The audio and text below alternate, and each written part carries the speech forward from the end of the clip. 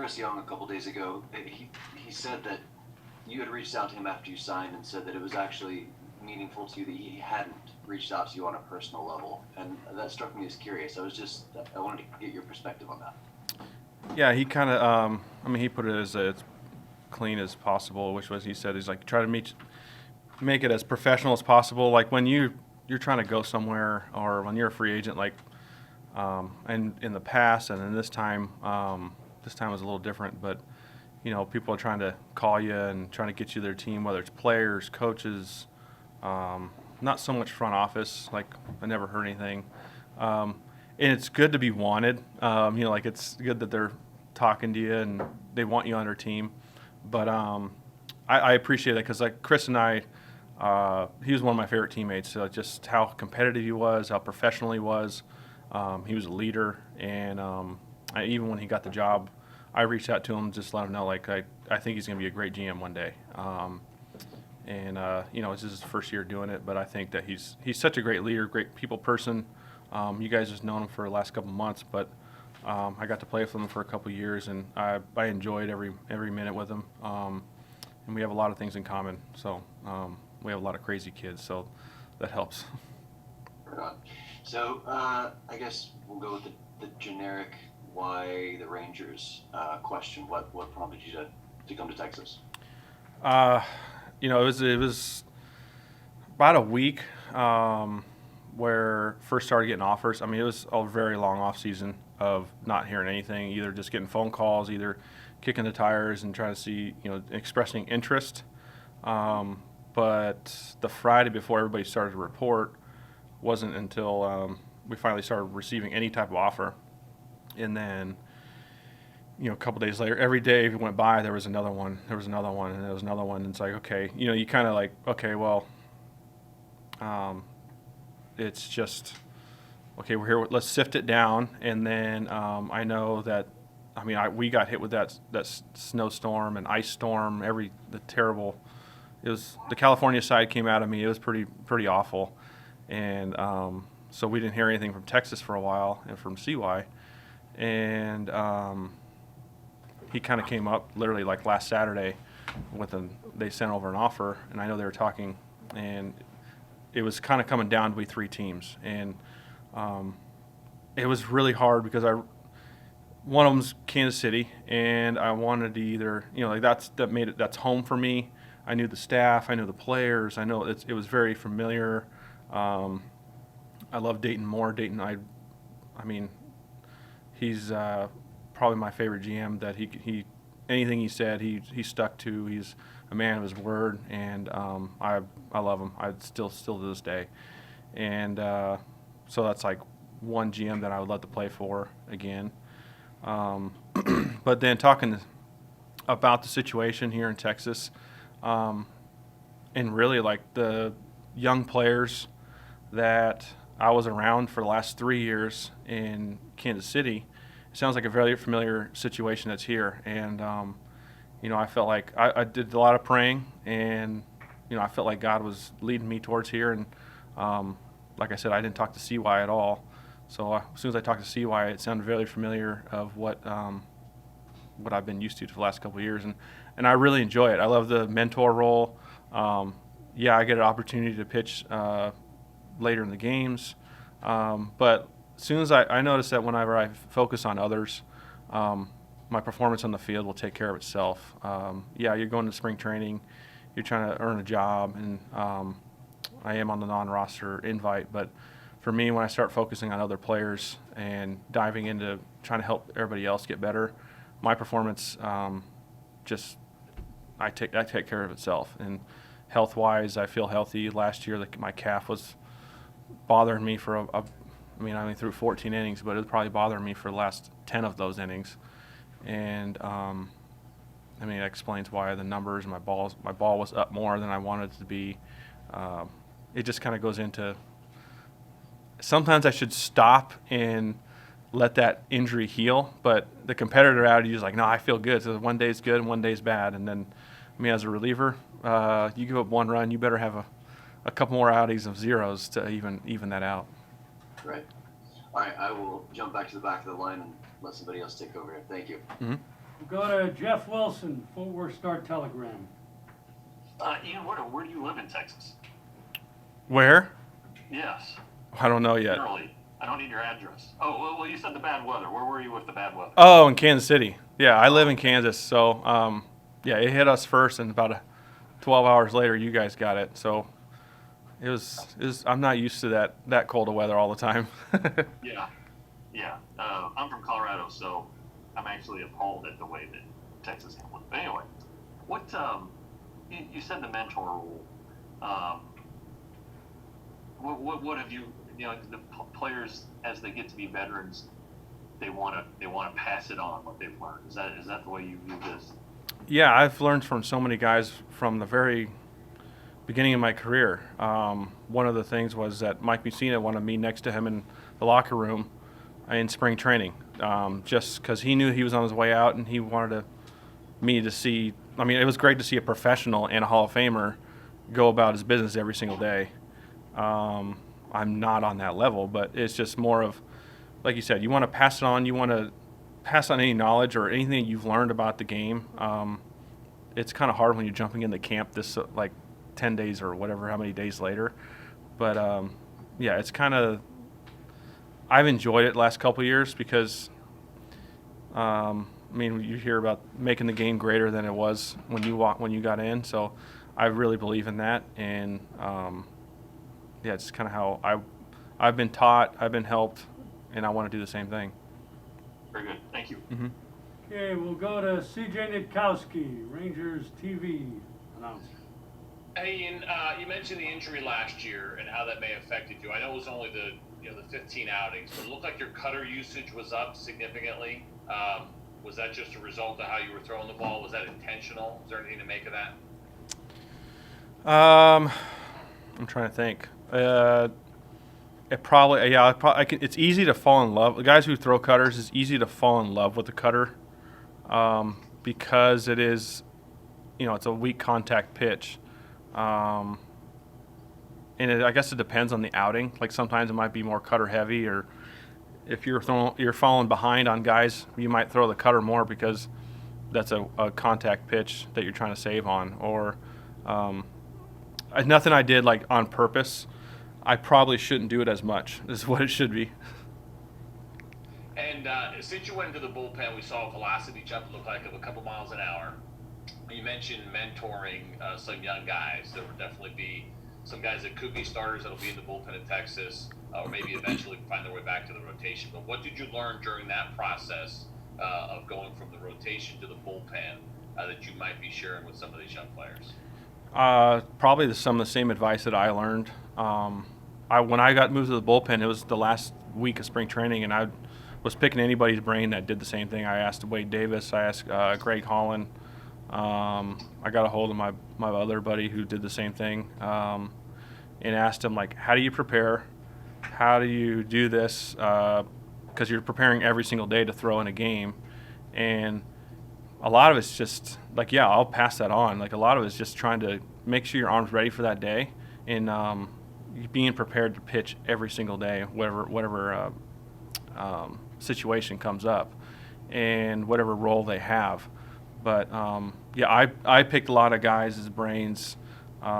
Greg was the first one I talked to. I played golf with him one day, and I said, "Hey, you're dominant as a closer. Like, how did you prepare?" And he did it as plain and simple as possible. Like, well, you're a starter.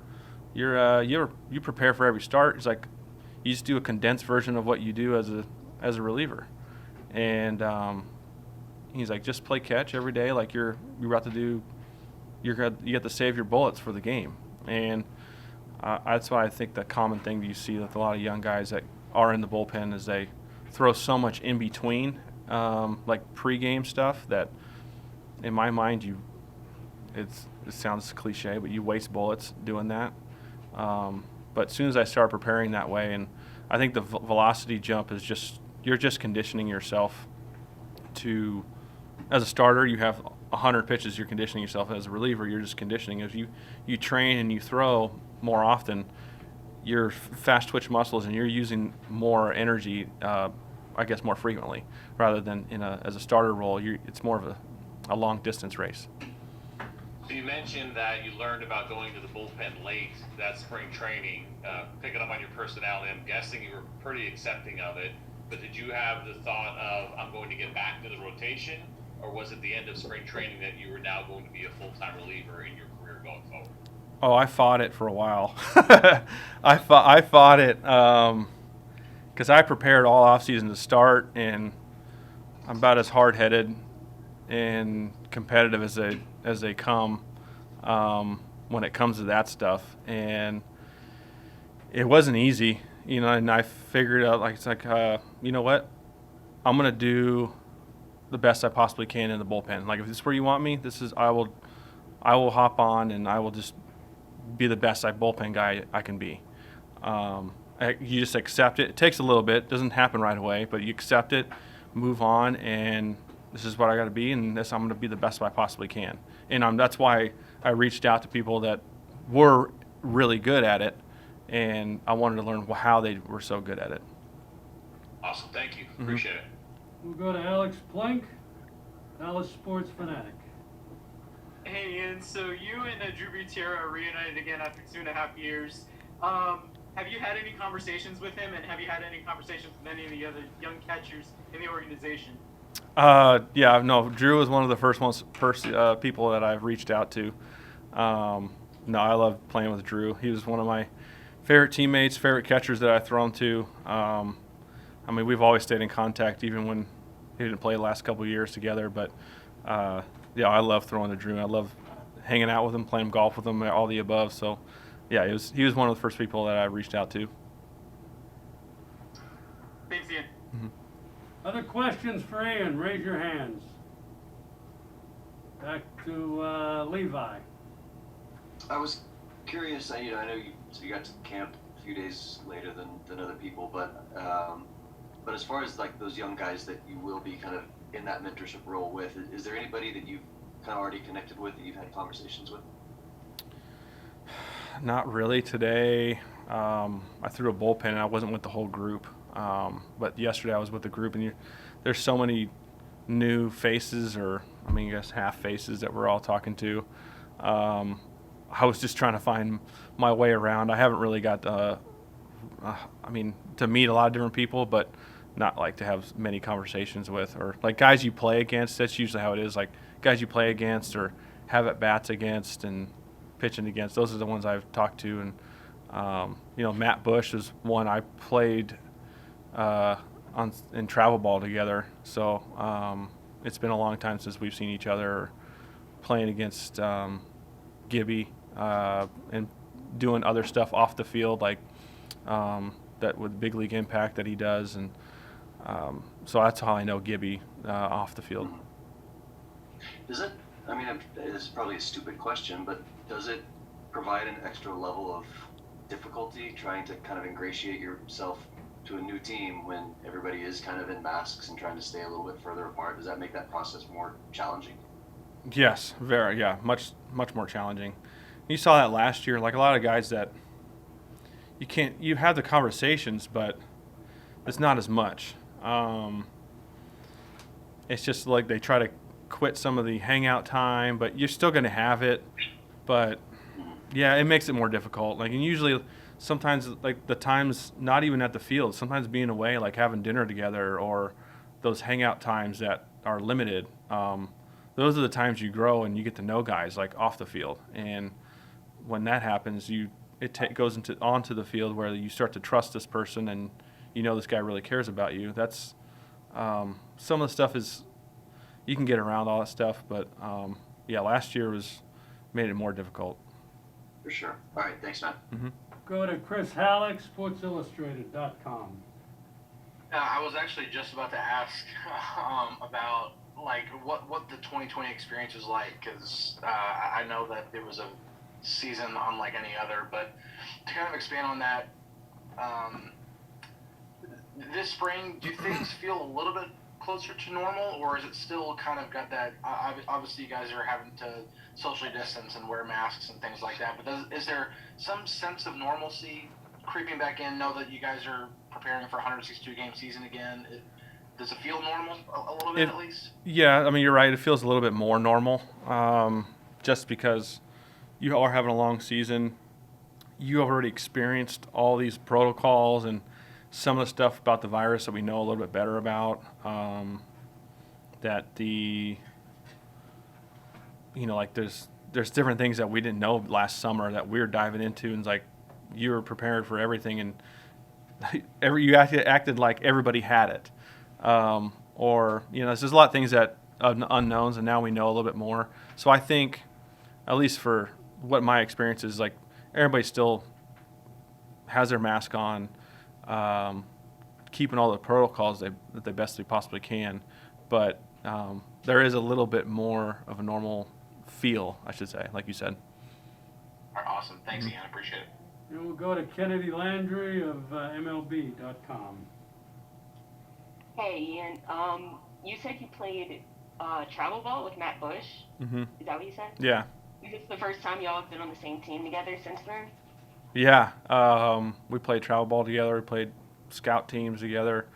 I think one time we even roomed together. But yeah, it was the first time I've seen him when he he made his comeback a couple years ago. Briefly talked to him, but then the first time I talked to him was yesterday, that I was allowed to at least. And it's good to catch up, and we've all grown up and got a lot older, and in our mid-30s now. So it's it's I mean, that was 20 years ago when we played together. How cool is that, just for the two of you, you play travel ball together when you're like, 16, I would say, Yeah. And, like you said, 20 years later. Yeah, no, it's pretty cool. Not too many of us are still playing. That you guys either play together or know each other from travel ball, and there's a couple guys still in the big leagues that are like that. But I guess baseball is a small community, and I guess if you're from Southern California, there's a good amount of us that been able to play a long time. Awesome, thanks. Take a couple more. Go back to Jeff Wilson. So you mentioned you threw a bullpen today.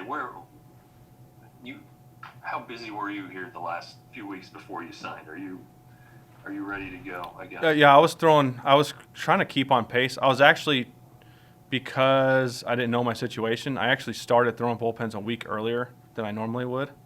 Because, I figured I had to either make a team or I had to earn a spot somehow, whether, some part in the bullpen or whatever it was. And I started throwing bullpens. I still, because everything was indoors, because it's so cold there, I threw everything indoors or the turf or on the turf mound, stuff like that. So today was the first time with spikes on and on the dirt, on a real mound. So it felt way better than throwing inside and indoors. It feels like you're playing baseball again. I'm not used to it. I didn't grow up doing that. So it's always a lot better when you come out here and you're actually on a baseball field, not just in an indoor facility. All right, very good. Thank you.